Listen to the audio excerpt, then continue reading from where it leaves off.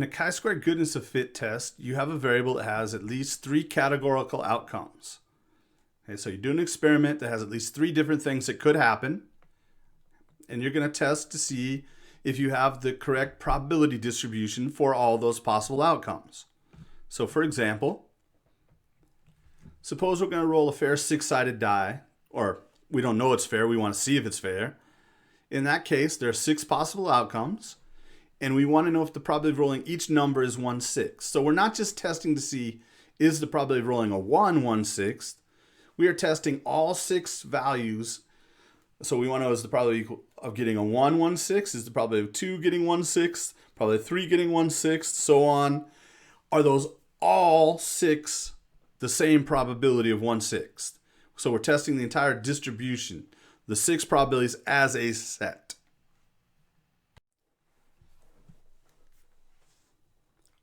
Since we're testing to see if we have the correct set of probabilities, and it's impossible to prove equality, right, we are going to assume that the probabilities are in fact equal to what we think they are, or what we're asked about, and then we are going to try and prove that they are wrong. So notice here that if you reject the null hypothesis, you are saying that at least one of those probabilities is not correct. That is, our distribution is not what we said it was, or what we assumed it was. Now, failing to reject the null, right, does not mean that those probabilities are in fact the correct probabilities, simply that we tried to rule them out and we couldn't. They might be correct. This data just didn't contradict those specified values. So we have our observed frequency for each category, and again, that's how many times each outcome occurred. We have our expected frequency, which is based on the assumption that the null hypothesis is true. So we are assuming we have the correct probabilities, and that will be the basis of our expected frequencies. Right. And to calculate that, we simply take our sample size times the probability for each category. So, right, if your model says 25% of the values should show up in the first category, well, then however big your sample size is, when you multiply that by 0.25, that's how many you would expect to be in that category if your probabilities are correct. Now, let's take a look at the test statistic. We're going to take what we observe minus what we expect, square that, okay, for each category, divide those terms by how many we expect in that category, and then we're going to add up all those pieces. So K is our number of categories. Notice that we have K minus 1 degrees of freedom. So if we're talking about rolling our 6-sided die, 6 categories, we'd have 5 degrees of freedom. If you're rolling a 12-sided die, we'd have 11 degrees of freedom. Now, in terms of when can we use this equation, when is this test statistic a valid one, we need a minimum of 5 expected values in every category. Let's take a little closer look at this test statistic. So what it's going to do is measure the difference between what we see in our sample, the observed values, and what we expected, assuming that the null is true. And we're going to do this on a category by category basis. So essentially we're measuring how much error there is for each category, how far off what we see is from what the model said we should be seeing. Now, the larger this total error gets, the less likely it is that our assumptions were correct, right? The more likely it is that the alternative hypothesis is true, and that is, remember, our assumptions are that the probabilities are correct. And so when what we observe and what we expect are not the same, then we know we had the wrong expectations or the wrong probability model. So when what we observe and what we expect are far apart, that's going to create a large chi-squared score, right? Because that O minus E, it doesn't matter if you observe more than you expect or you observe less than you expect. When O minus E are far apart, inside the parentheses here, you're either going to have a big positive or a big negative number. But either way, once you square that, it's going to create a big positive term for that category. So again, when your observations and your expectations are far apart, you're convinced you had the wrong expectations, and that leads to a big chi-squared score.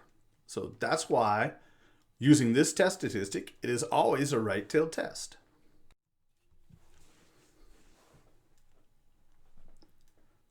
So in this example, we have a sample of 164 people who ride the T, and they're each asked, which of the 4 routes do you use the most often? So the results of the survey are in the table below. Okay, and so those are our observed values. They're what actually happened, what we saw in our data set. And the question, the theory, the hypothesis we want to determine is, does it appear that the 4 routes are equally popular? And we're asked to use a 0.05 significance level, which is by far the most common for a goodness of fit test. All right, so we're going to start from the beginning. Start with our hypotheses. So the theory is the 4 routes are equally popular. Okay, so another way to say that is the probability that a person picks the hill route is 0.25, the probability that a person picks the fort route is 0.25, and so on and so on. Since there's 4 routes, the probability for each route should be 1/4, assuming that they are equally popular. So the null hypothesis is that those probabilities are correct, that the 4 routes are in fact equally popular. And the alternative hypothesis, what we're actually going to try and prove, is that the routes are not equally popular. So the probabilities for all 4 routes are not all 1/4, that some of them are higher or some of them are lower. So we already set our alpha, so then we choose our test statistic. And again, because we're testing all 4 probabilities as a set, this is a goodness of fit test. All right, we're not using our p hat minus p formula that we use for a single proportion. All right, so we have 4 routes, so we have 4 categories, which leads us to 3 degrees of freedom. Next, we need to calculate what we expect to have, or how many people we expect to choose each route. And again, the expecteds are based on the sample size times the probability, assuming that the null hypothesis is true, and the null hypothesis says that the probability for each route should be 0.25. So if the 4 routes are in fact equally popular, you would expect 1/4 or 25% of the riders on each route.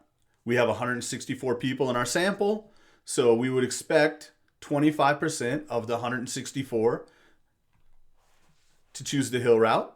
And again, to find 25% of any number, you multiply that number by 0.25. Okay, so we take our sample size 164 times the probability of someone riding the hill route as their favorite route or most used route. And this is going to be the same in this case for all 4 routes, because our theory is that the probabilities are all 0.25. And when you add up all the expected values within a little rounding error, now in this case we have whole numbers, so that's not an issue, but allowing for a tiny bit of rounding, your sample size, right, should be what you get for the expected value, right? Because everything has to fit into one of those categories. Now notice we have met our condition. Our sample is large enough and our probabilities are large enough that when you combine them, we expect at least 5 people to choose each route. Okay, so we are now free to do our chi-squared goodness of fit test.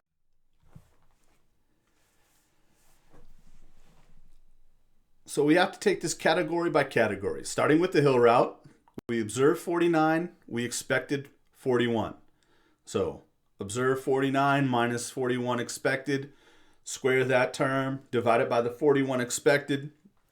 And remember, this is giving us kind of a weighted error, saying how far off are our observations for the hill route. Then repeat this with every different bus route. So for the fort, we observed 56, expected 41.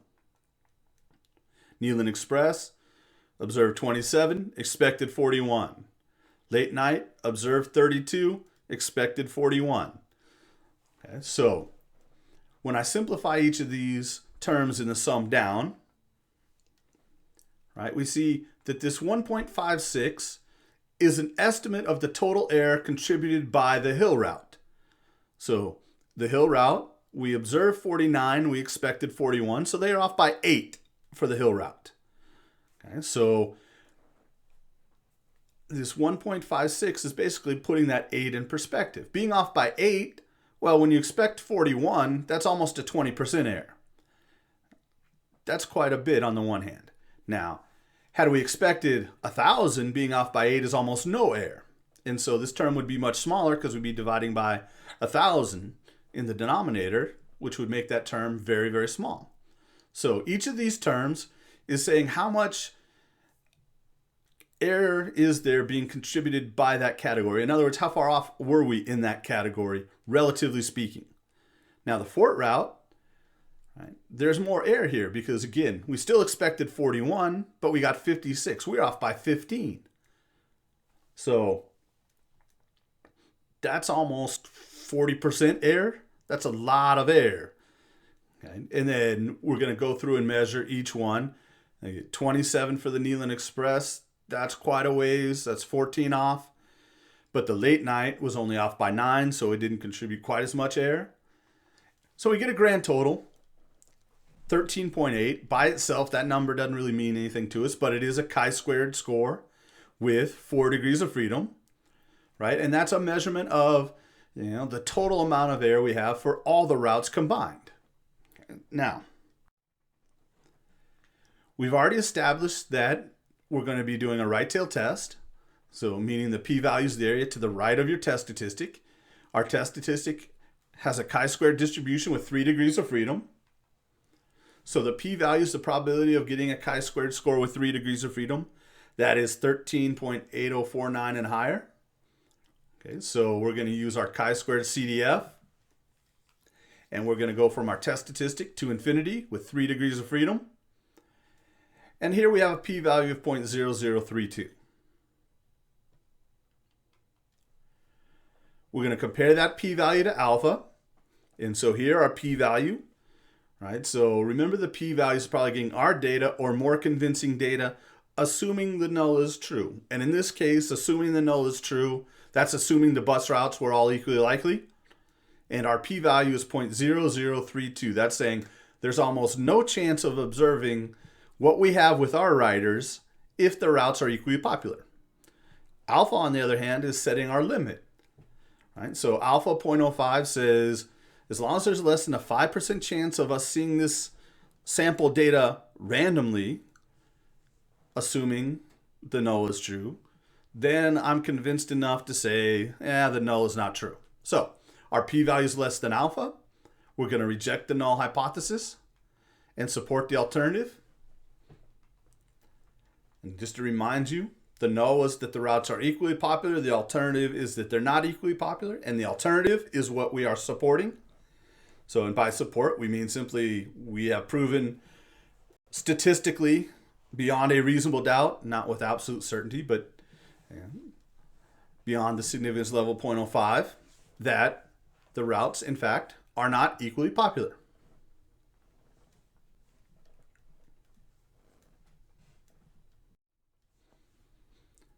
Let's take another look at an example. Okay, so to be full-time, you have to have at least 12 credit hours. Okay, so we're going to test the theory that at UT, 25% of full-time undergraduates take 12 to 13 hours.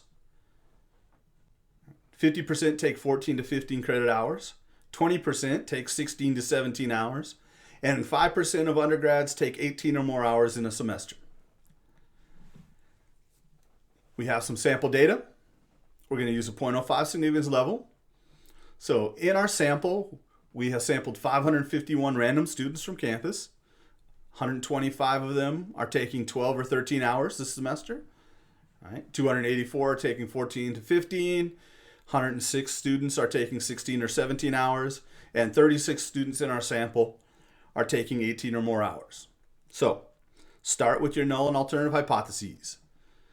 So the null is that we have the correct probability distribution, and that is, again, the specified percentages up above. So assuming those percentages are correct, the probability that a random student is taking 12 to 13 hours should be 0.25. The probability that a random full-time undergraduate is taking 14 to 15 hours should be 0.5, and so on.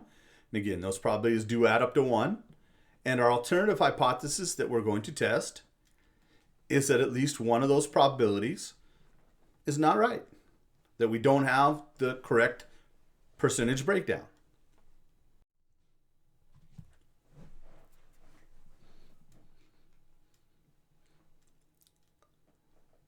With this test statistic, we have k minus 1 degrees of freedom, and remember that k is the number of categories.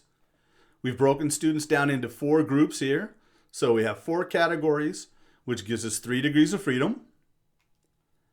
We now need to calculate our expected frequencies for each of the categories. We'll do that by taking the sample size times the probability. So the sample size for each category is going to be 551, but the probability will change. So for the 12 to 13 credit hours, and if our model's correct, we would expect 25% of the students to be in the 12 to 13 range. So 551 times 0.25. For the next category, 14 to 15 hours, we take the sample size times the 0.5, and so on, and so on. So again, sample size doesn't change. It's always the same sample we'll work with. But in this case, this example, our probabilities are not all the same. So we have to adjust the probability appropriate for each category based on our assumed values in the null hypothesis.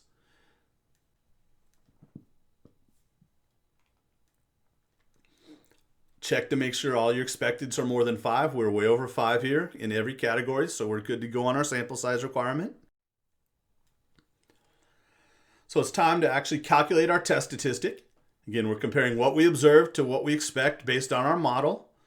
So we have the difference or the error term for the 12 to 13 credit hour group, and 14 to 15, 16 to 17 credit hours, in the 18 plus credit hour group. And so we have our term by term relative error.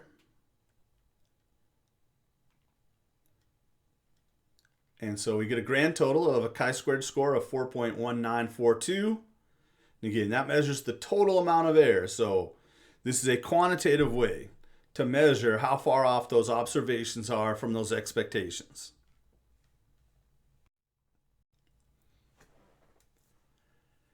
We've got a chi-square distribution with 3 degrees of freedom. Right-tailed test, we need to find the area to the right of 4.1942. We're going to use our chi-squared CDF function and get 0.2412. So again, the p-value is probably getting our data or more convincing data. So the data that we have, or data that says these are not the right probabilities, assuming that those actually are the right probabilities. So what we've observed here has about a 24% chance of happening randomly, assuming the probabilities were correct. So the fact that we observe this is not very surprising at all, because this is an event that has a reasonable chance of happening. So again, officially, we're going to compare our p-value to alpha. Our p-value is definitely not less than alpha. So we failed to reject the null hypothesis, which means because the null has not been rejected, we don't have enough evidence to support the alternative. Keeping this in perspective, the null hypothesis was that those are the correct probabilities, or the corresponding percentages for each credit hour group were correct. And we have failed to reject the null hypothesis. So there's not enough evidence to prove that these stated percentages are not correct. Again, let's walk through that conclusion. All right. We said we can't support H1. Can't support. So that's where we get that there's not enough evidence to prove. Okay. What can't we support? H1. H1 said the stated probabilities, or percentages in this case, are not correct. Okay, so that's what we have not proven. Okay, so we set out to prove that something was wrong with those percentages and we failed. So what we're saying then is the percentages that were given for each range of credit hours might be correct. We have in no way proven that those percentages are in fact right. Simply the data was not so inconsistent with the possibility of these being the right values that we were convinced they are not the right values. And that's a chi-squared goodness of fit test.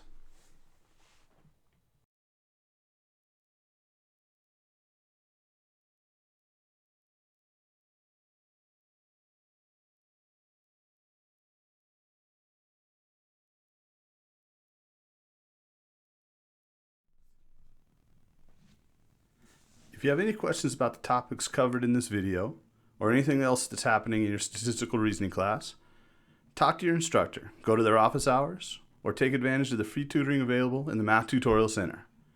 Good luck, and go Vols!